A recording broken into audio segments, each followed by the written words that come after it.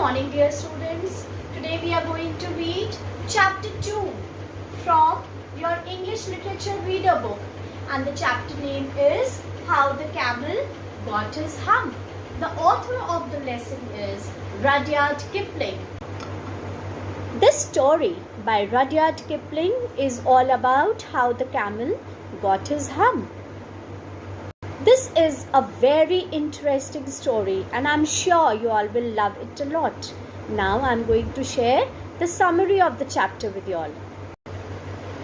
In the beginning of the years, when the world was so new and animals were just beginning to work for men, there was a camel who lived in a howling desert because he did not want to work, and besides, he was a howler himself. He spent his days eating sticks, thorns, shrubs, and milkweed.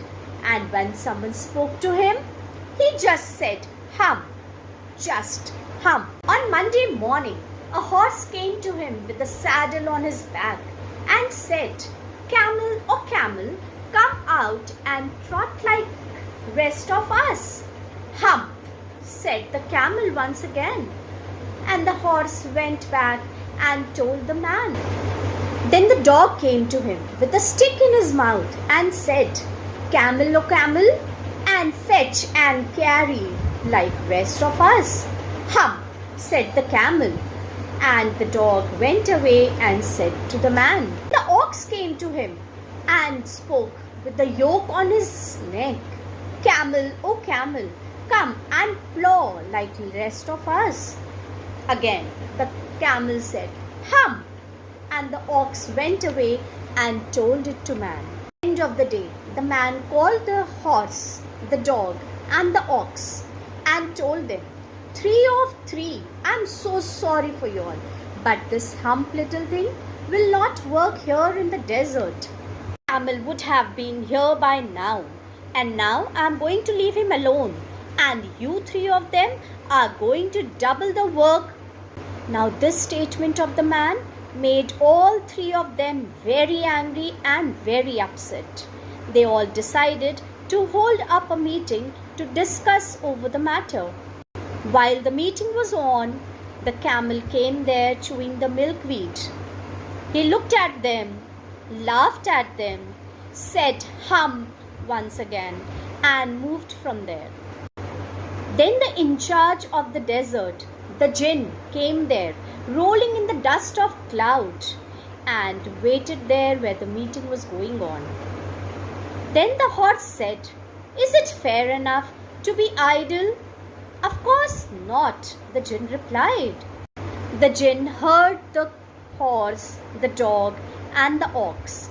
Everyone said that camel was not working. He was very idle. The jinn asked them to wait there for a moment and went in the search of camel. He then found the camel looking at his own reflection in the pool of water. He stood there and asked the camel, "Why are you not doing the work?" "Hum," the camel replied again, the same old answer, "Hum." The jinn said not to repeat that word again. But the camel continued to do so. And now, by the magic of the jinn, the camel actually got the hump on his back. The jinn said, "Since you have not worked for these 3 days, so you have to work for another 3 days without eating. And that will only happen because you have a hump on your back."